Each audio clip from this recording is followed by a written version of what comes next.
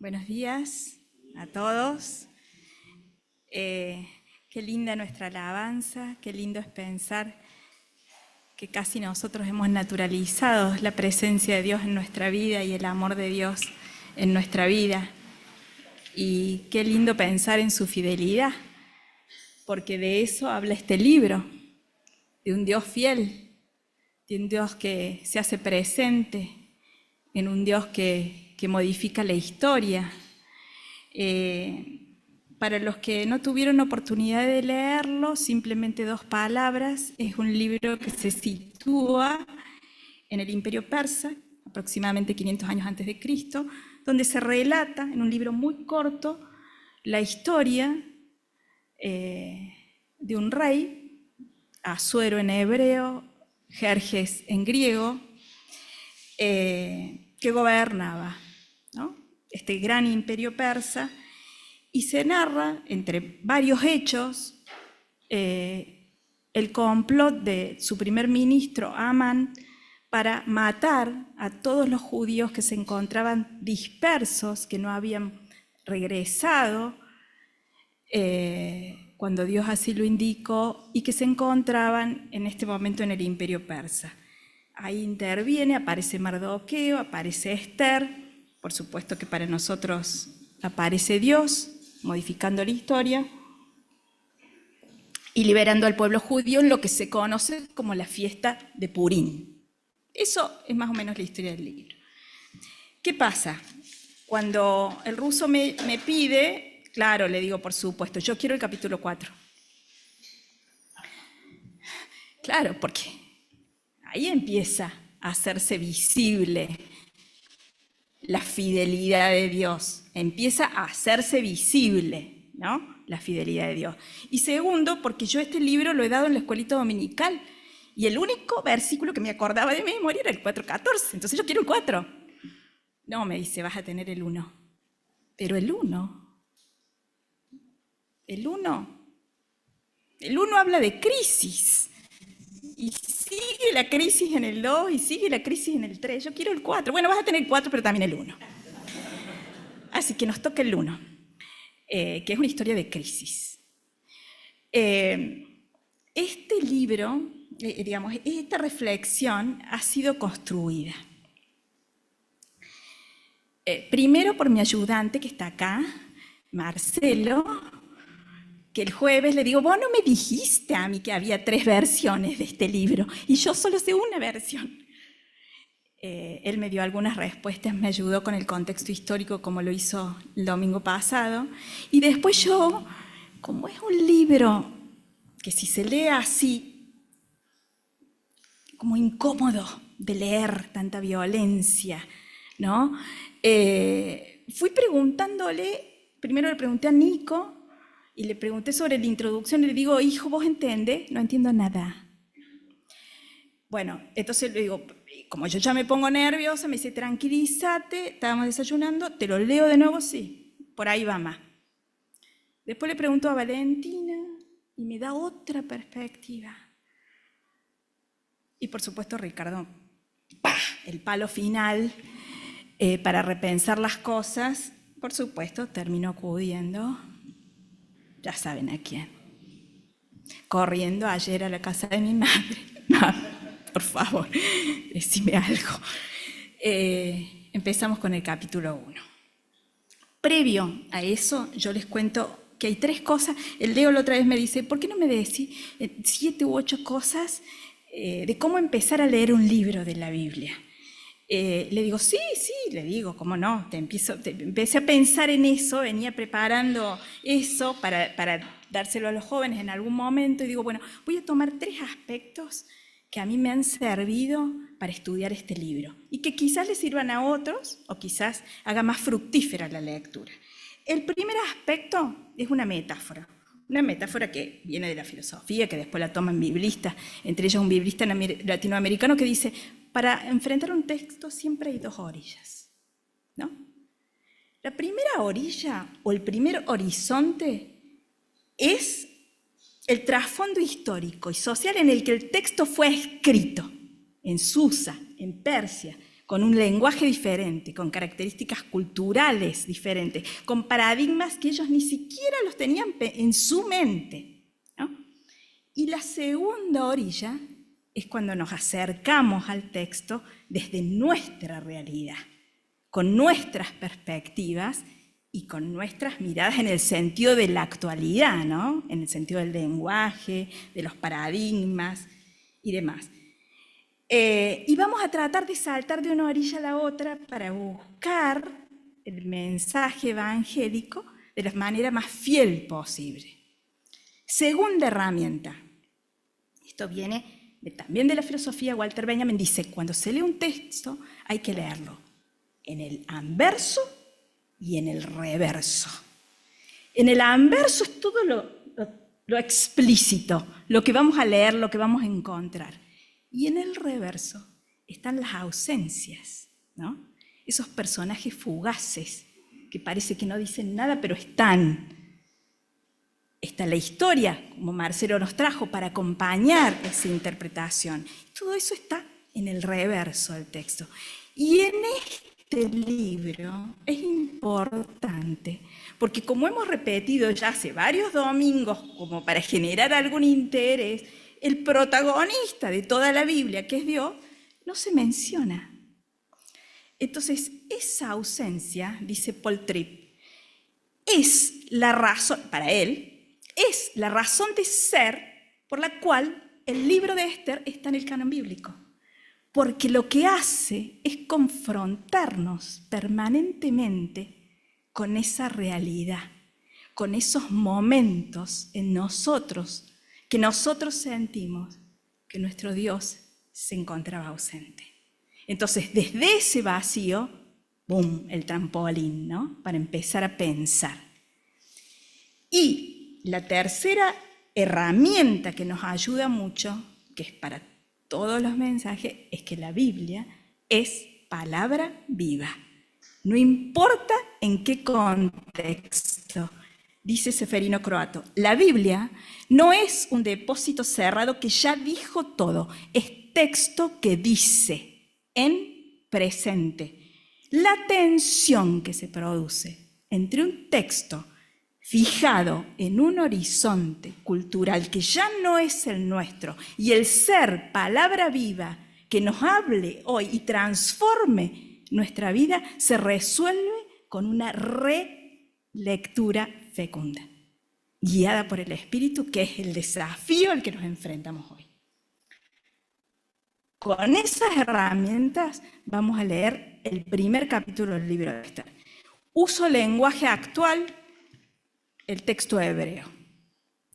La gran fiesta de Asuero. Asuero, el rey de Persia, gobernaba sobre 127 provincias que se extendían desde la India hasta Etiopía y la capital de su reino se llamaba Susa. En el tercer año de su reinado, Asuero organizó una gran fiesta para todos los funcionarios y líderes. También invitó a los jefes de los ejércitos de Persia y Media y a las autoridades y gobernadores de las provincias. Durante 6 meses el rey les estuvo mostrando las riquezas que poseía y les hizo ver cuán grande y poderoso era su reino. Después ordenó que se preparara otra fiesta para todos los que vivían en Susa, y desde el más importante hasta el menos importante. La fiesta se realizó en los jardines del palacio y duró 7 días. Entre las columnas de mármol se colgaron cortinas de hilo blanco y azul sujetadas con cuerdas de color púrpura y argollas de plata. Pusieron muebles de oro y de plata y un piso de mármol blanco y negro con incrustaciones de piedras preciosas. Se sirvió una gran cantidad de vino, pues el rey era muy generoso. Las copas en las que se sirvió el vino eran de oro y cada una con un diseño original. Sin embargo, el rey ordenó a los sirvientes que no obligaran a nadie a beber, sino que cada persona bebiera lo que quisiera. Por su parte, la reina Vasti ordenó en el palacio del rey Asuero ofreció en el palacio del rey Asuero una fiesta para las mujeres de los invitados. Al 7º día de la fiesta, el rey estaba muy alegre, pues había bebido mucho. Entonces llamó a 7 hombres de su confianza: Mehumán, Bisná, Jarboná, Bigtá, Abagtá, Setar y Carcas. Les ordenó que fueran a buscar a la reina Vasti. Les dijo que ella debía venir luciendo la corona de la reina para que la gente y los príncipes pudieran ver su belleza, pues era muy hermosa. Pero ella no quiso obedecer la orden del rey. Al saber esto, el rey se puso furioso y le preguntó a los especialistas de la ley qué debía hacer. Era su costumbre pedir consejos a los que conocían bien la ley, y los que más lo ayudaron en esto eran Carcená, Setar, Admatá, Tarsis, Merces, Marcena y Memucán. Estos 7 hombres eran jefes de Persia y Media, que tenían puestos importantes en el gobierno del país. Así que el rey les preguntó: la reina Basti ha desobedecido mis órdenes. De acuerdo con la ley, ¿qué debemos hacer con ella? Entonces Memucán le respondió al rey y a los consejeros: la reina Basti no solo ha ofendido al rey, sino también a todos los jefes y a toda la población. Cuando las mujeres de Persia y Media se enteren de lo que ha hecho la reina, tampoco respetarán a sus esposos. Hoy mismo le dirán a sus esposos lo que hizo la reina y vamos a tener muchos problemas. Si le parece bien a su majestad, ordene que Basti ya no siga siendo la reina y que esa orden sea una ley para toda Persia y Media, para que nadie pueda cambiar su decisión. Además, elija usted otra reina que sea mejor que ella.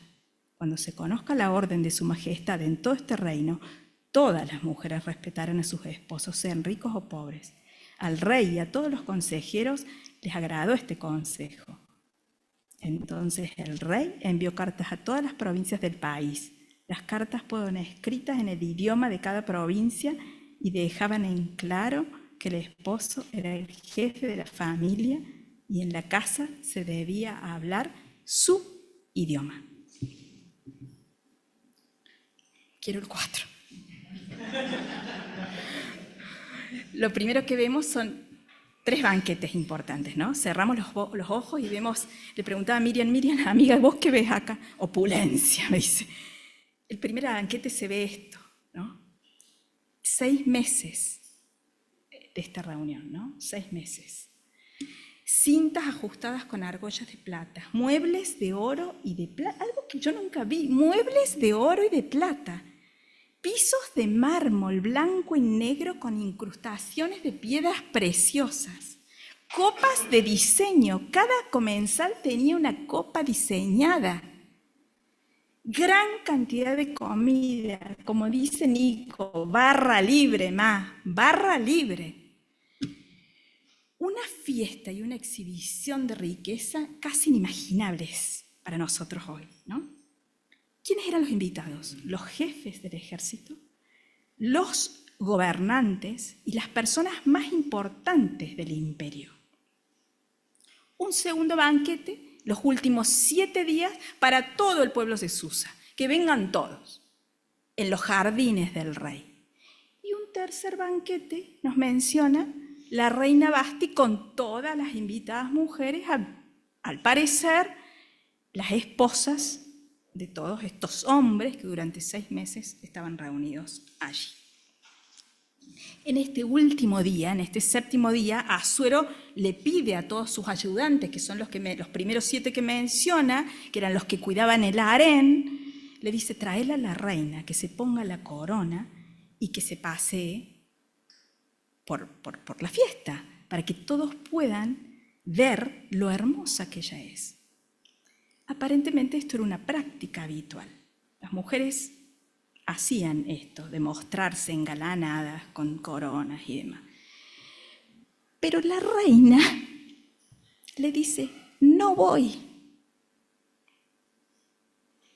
Yo creo que Asuero al principio le dice: escuché mal. No voy. Asuero reacciona de la peor manera, lo que termina en la destitución de la reina Basti y que da lugar al ingreso de la reina Esther, que es la que queremos todos estudiar. Para muchos resulta muy abrumador todo esto, todo este despliegue, ¿no? Era una tremenda manifestación de poder. Y acá nos ayudamos con el reverso del texto, que es lo que Marcelo nos contó. Porque ¿por qué este enojo del rey, esta furia que la lleva al destierro? Algunos especulan hasta la muerte, ¿no?, a la reina Basti, hacerla desaparecer. ¿Qué pasa? En el ADN de Asuero y de toda esta gente estaba la guerra. esto no era solo una fiesta, esto eran conversaciones militares. Venían de perder con Grecia. Y no solamente venían de perder con Grecia, sino que Ciro había perdido con Grecia, su padre Darío había perdido con Grecia en batallas absolutamente denigrantes militarmente para el imperio de Persia, que era hasta el momento el más extenso territorialmente. La batalla, miren, lo que aprendí que la batalla que pierde Darío se llama Maratón, y esa es la que da lugar a lo que nosotros conocemos como Maratón. Después hay otra batalla que pierde Asuero, que no recuerdo, pero ¿cómo es? Salamina. Entonces venía de perder. Entonces, imagínense, 6 meses mostrando su poder, ¿no? Diciendo, yo no solamente tengo la extensión más grande, la riqueza más grande, sino que tengo las mujeres más bellas del imperio. Y así voy a enfrentar a los griegos, ¿no? Y ella le dice, no voy.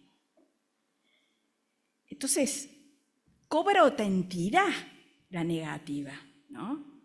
Porque ahí habían cuestiones de Estado.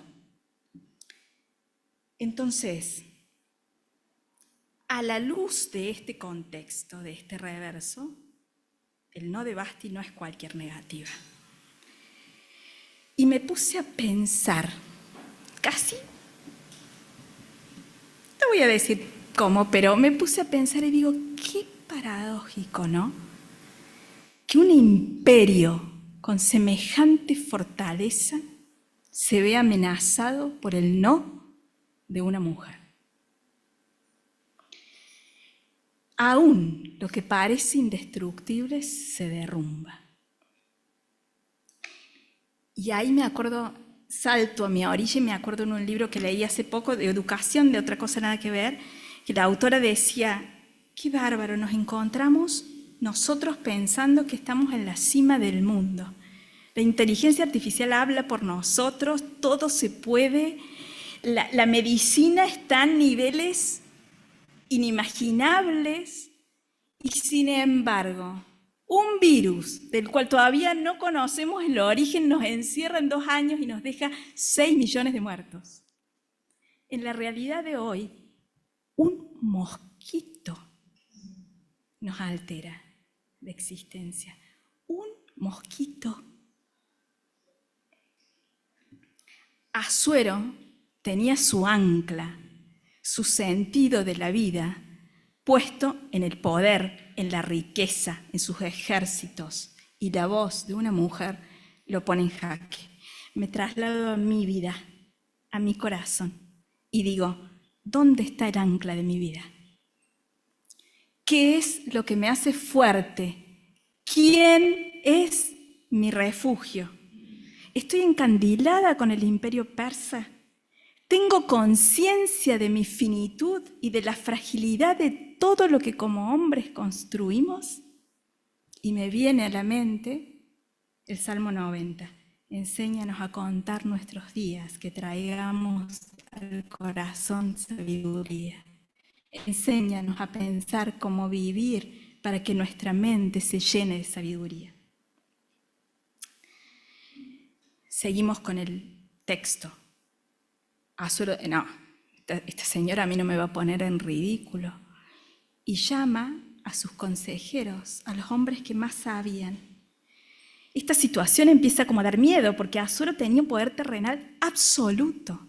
Entonces Basti probablemente se imaginó las alternativas de su negativa. Y digo, me pongo en mi orilla y digo, ¿cuántas veces hemos sido víctimas de injusticias, de abusos, de poder? ¿Cuántas veces hemos sentido miedo frente al poder de otro que podía transformar nuestra existencia, levantando un pulgar, bajando un pulgar en nuestros trabajos, en nuestra vida? Yo he visto muchas veces decisiones injustas envueltas en máscara de legalidad. Es parte del mundo roto en que vivimos. ¿Cuántas veces, quizás no nuestra integridad física, pero sí nuestra calidad de vida se vio amenazada por decisiones injustas, por decisiones irracionales, por decisiones que parecen tomadas de gente que está fuera de sí? ¿Qué hemos sentido en ese momento, además del dolor? ¿Estuvo ausente nuestro Dios en esos momentos que fuimos injustamente acusados, tratados o perjudicados? ¿Cuál es la diferencia entre el mundo roto de Persia y nuestro mundo roto? Andrea en la alabanza lo contestó. Nosotros hemos conocido su amor. Nosotros hemos naturalizado su amor. Entonces, frente al mismo mundo roto, nosotros tenemos conciencia, gracias a Él, que todo lo que se construye en este mundo es como querer atrapar el viento. Y ahí le pregunto, Vali, ¿no te parece hermoso este lugar que nos lleva a Esther? Sí, ma, pero ya que estamos en el verso del texto, pobre Asuero. ¿Pobre qué? Una persona borracha que lo único que se preocupa es agrandar el imperio a costa de lo que sea. No, dice, lo que pasa es que nadie lo ayudó, nadie le aconsejó. Dice, ¿sabes las veces que yo me sentí? ¿Qué? ¿Borracha? Le digo. No, inestable, digamos. ¿Sabes las veces en que nosotros jóvenes estamos en situaciones de inestabilidad? No nos ayuda nadie. Un consejo. Y empecé a pensar lo que le responde Memucán, ¿no? Que está en el versículo 16 al 19. Dice, la reina Vasti no solo te ofende a vos, sino que nos ofende a todos. Y además esto es un peligro muy grande, porque las mujeres, la revuelta va a ser en el harén, sino va a ser en el imperio, y ahí agárrate. Esto hay que cortarlo ya. Y entonces yo digo, bueno, no quiso ir para no exponerse como un trofeo ante hombres borrachos, quizás preocupada por su integridad física. Y yo digo, incluso si trascendemos esto, me llama la atención el consejo. Porque no hubo un hombre entre los más lúcidos del imperio que pudiera poner un límite y volver a la racionalidad. Lo único que hicieron es hacer escalar el conflicto. Escalar hasta el punto de que probablemente Vasti haya muerto, en el mejor de los casos desterrada para siempre. ¿Y saben qué pensé desde mi orilla? Pensando en mi hija, en mis hijos, en nosotros. Qué importante es el rol de los que acompañan, de los que dan consejos, de los que asisten, ¿no? Y pienso en la orilla de mi vida, en el centenario, y digo, evitemos que los conflictos escalen, no con tibieza, con respuestas firmes, pero prudentes, con respuestas firmes, pero amorosas, con respuestas que ayuden al otro si es necesario cambiar de perspectiva, o que nos ayuden a nosotros a decir, fíjate, por ahí va. Probablemente nosotros nunca vamos a replicar esa situación de encontrarnos borrachos irracionales para dar un consejo, ¿no es cierto? Pero muchas veces nuestro orgullo, nuestra vehemencia, nuestro carácter, nuestros intereses se imponen ante la humildad, la paciencia, el amor al prójimo, la honestidad que nos pide Cristo a participar de un conflicto. Y también pienso en todos los buenos consejos que yo recibí en esta comunidad, en los paños fríos que pusieron en momentos de irascibilidad, en los abrazos que calmaron mi impotencia y en las palabras amorosas que me dieron paz. Gracias, hermanos. Muchas veces participamos en conflictos que no queremos ni escuchar. Yo hay cosas que no quiero escuchar. pero participamos porque somos familia. Y ojalá nuestras intervenciones sean con la sabiduría, la templanza y el amor que tuvo Cristo con nosotros. Seguimos el texto, avanzamos. Todos estuvieron de acuerdo de que la mejor cosa era sacarla a Basti, que eso se transforme en ley, mandar una carta a todos, para que a partir de ahora todas las mujeres obedezcan a sus esposos y hablen la lengua de sus esposos. Estamos hablando en un imperio multicultural, diversas lenguas, extensísimo, era difícil gobernar. A mí me parece como cómico que te llegue una carta y que te diga, bueno, ahora a partir de ahora vas a obedecer y vas a hablar la lengua de tu esposo, quizás ni se habían enterado del conflicto. Pero en Persia se impone la autoridad por la fuerza pública y por el poder de quien gobierna. Inmediatamente salto a la orilla y digo, ¿cómo construyo autoridad? ¿Cómo construimos nosotros autoridad? ¿En dónde se posa mi autoridad? ¿En mi poder, en mi fuerza, en mi riqueza, en mi conocimiento? ¿O en todo lo bueno, agradable y perfecto? Conozco cómo es la manera en que Dios quiere que construya mi vida, con sabiduría y temor. Finalmente, Basti es desterrada. No conocemos la motivación. Yo leí, pero nadie me dice la posta. No conocemos las motivaciones exactas por las que Basti se negó.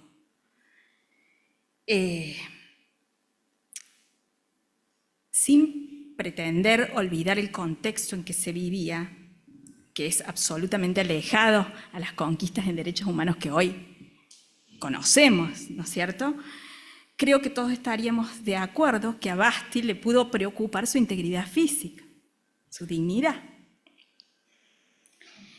Y pienso qué tristeza que todavía la fuerza, ¿no?, pueda ser el elemento que se encuentre presente entre los vínculos, entre las personas, ¿no? Y digo, bueno, me cruzo, porque esta orilla me resulta muy violenta, me cruzo. Y me voy geográficamente a la orilla más cercana al pueblo de Susa, en el mundo actual. ¿Y dónde caigo? ¿Viví? Caigo en Irán. A fines del año pasado se entregó el Premio Nobel de la Paz. ¿Alguno sabe a quién se lo entregaron? Diciembre de 2023, el último Premio Nobel de la Paz.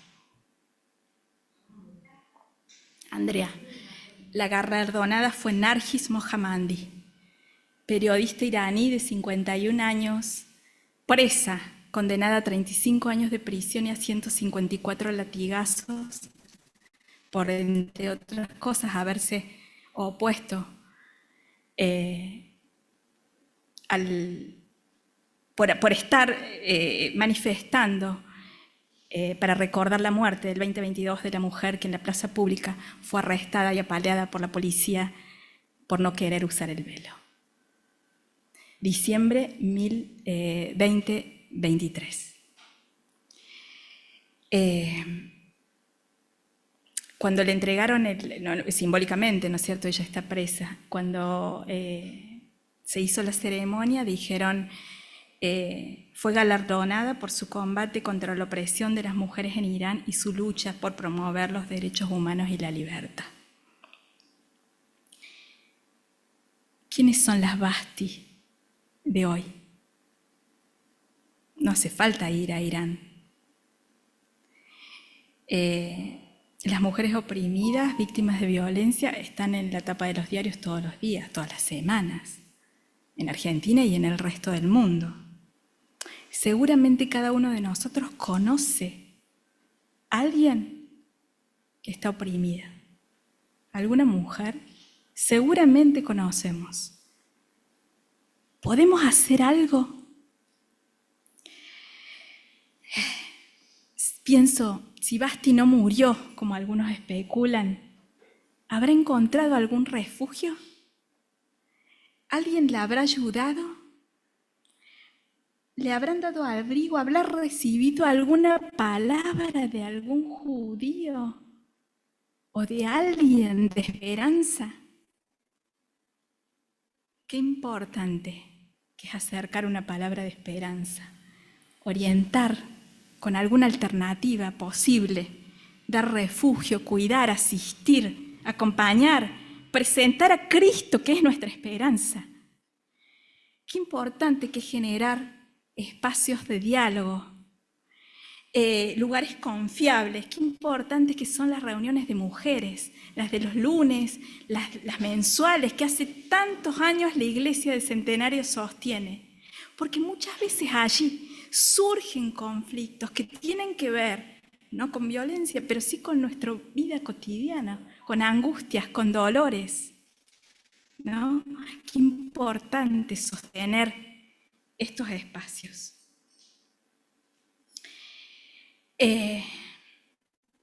¿Por qué no pudieron en Susa y nosotros podemos?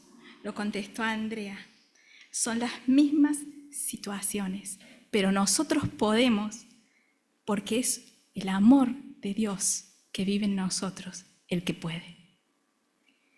Es ese amor tan grande que entregó a su Hijo. Por eso podemos ayudar, acompañar, asistir, reflexionar sobre esto. El último punto que me parece interesante es de reina al destierro sin escala. Sentada en un banquete asistiendo a las mujeres, la llaman, no, listo. Debe haber sido en el día. Y de nuevo, la idea de la fragilidad, ¿no?, de nuestras vidas. Un día felices, al otro destrozados. Un día con el mundo a nuestros pies y por una circunstancia X perdimos todo. Un día tenemos salud y de repente una enfermedad. La enfermedad de un hijo, un accidente, una locura de un jefe, una sentencia injusta, un robo, un incendio, una estafa, una traición, un virus, un mosquito. Y nuestro pequeño mundo se derrumba. Y ahí recuerdo lo que trajo Nico Erickson, el Salmo 39. Señor, recuérdame lo breve que será mi tiempo sobre la tierra. Recuérdame que mis días están contados y cuán fugaz es mi vida. Yo estaba chocha con todo esto. La verdad que me conmovió pensar en este punto que nos lleva el libro de Esther, ¿no?, para poder empezar a pensar lo que Dios hace en mi vida. Entonces lo cito a Ricardo en un café y le digo, Ricardo, mira todo lo que pude visibilizar en el capítulo 1. Mira las preguntas. Él siempre me mira con amor, me escucha. Entonces yo le digo, mira, ¿cuál es el ancla de tu vida? Le digo, ¿en algún momento te sentiste encandilado con Persia? ¿En algún momento dudaste de que Dios es nuestro refugio? Somos conscientes, le digo, de la fragilidad de la vida y de todo lo que el hombre construye. Tenés en cuenta lo importante que es asistir a nuestros hijos con consejos sabios, y los consejos sabios están acá. Tenés en cuenta eso. Mira qué importante si alguien lo hubiera ayudado a Asuero.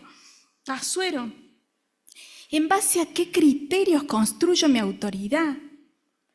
¿Puedo hacer algo frente a la injusticia? Teniendo ese Dios tan grande viviendo en mí, ¿puedo hacer algo?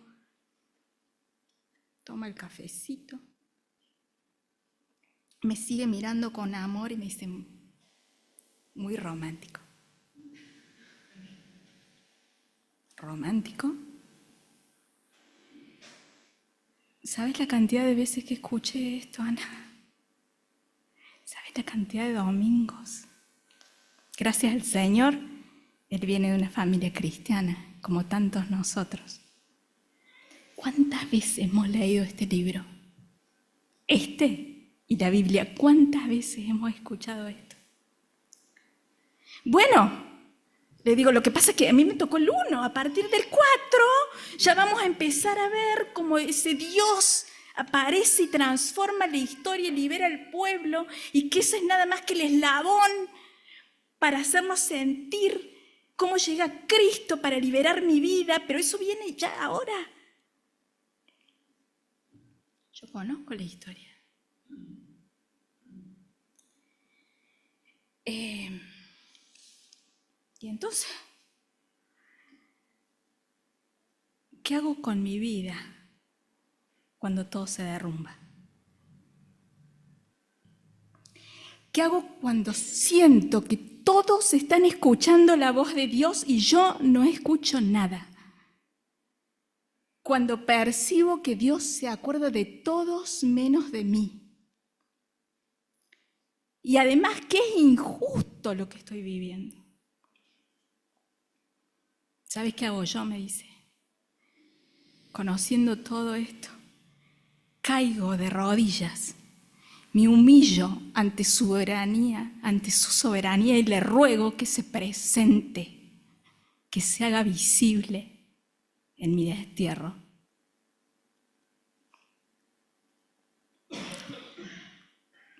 Bueno, dije, corro a la casa de mi madre y le digo, mami, decirle a Ricardo que está muy bien, que siga arrodillado, que siga humillado, porque ese es el momento donde el plan de salvación de Dios, que escuchamos de mil maneras y con miles de historias, se hace visible. Decile que se agarre fuerte, que se quede quieto y que se agarre fuerte a las promesas, que no se suelte y que recuerde, vengan a mí todos los que están cansados y turbados, vengan a mí todos los que están angustiados, tomen mi yugo y caminemos juntos. Ya van a ver cómo el equipaje se hace más liviano. Y este es el vacío que nos enrostra constantemente este libro, que se transforma en una oportunidad para escuchar íntimamente la voz de Dios. Ya no hablándole a Mardoqueo y a Esther, sino hablándome a mí. Dice Max Lucado sobre este libro: el libro de Esther es la historia de nuestro Dios susurrante, que de forma invisible e inescrutable supervisa todas las acciones y circunstancias para llegar a nosotros y hacernos bien. Y sigo de rodillas, pero muy cerquita de Dios, tan cerca que comienzo a escuchar el susurro de su voz. Y me dice, estas circunstancias no son mi voz definitiva para tu vida. Date cuenta, Génesis 28, que yo estoy contigo, yo te voy a proteger y no te voy a dejar ni un momento. Josué 1, yo no te voy a fallar ni te voy a abandonar. Daniel 10, no tengas miedo porque vos sos muy precioso para mí. Hebreos 13, nunca los dejaré, jamás los abandonaré. Isaías 26, confíen porque yo soy refugio eterno. Miqueas 7, esperen, pongan mi esperanza, pongan su esperanza en Dios, el Salvador, y escuchen. Mantengámonos firmes en lo que creímos. No perdamos la esperanza. No tengamos miedo, porque el que hizo los cielos y la tierra nos protege. Y en medio del destierro me levanto y digo, quizá En Susa no todos pudieron, pero yo puedo, porque Él vive en mí. Que Dios nos bendiga, hermanos.